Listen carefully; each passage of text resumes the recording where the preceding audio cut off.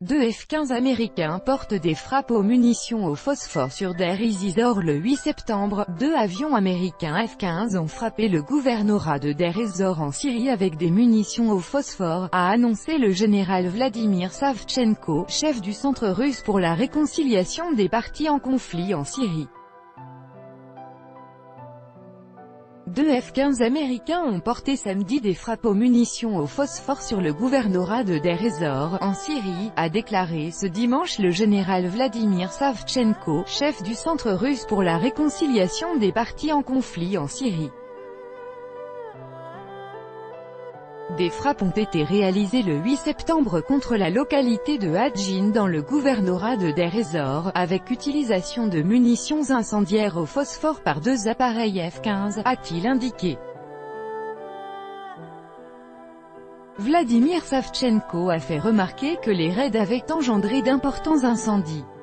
Les informations sur d'éventuels morts et blessés sont en train d'être précisées, a-t-il encore ajouté. L'utilisation d'armes au phosphore blanc est interdite par le protocole additionnel de la Convention de Genève, a-t-il rappelé.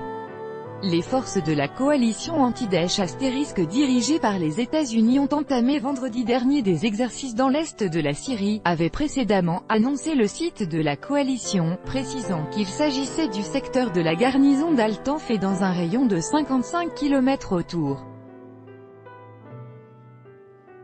La garnison d'Al-Tanf abrite une base militaire américaine en Syrie où sont formés et armés des détachements de l'opposition syrienne.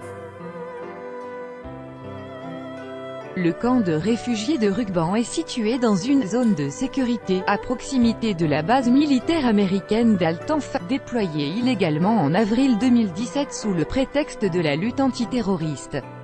* Organisation terroriste interdite en Russie.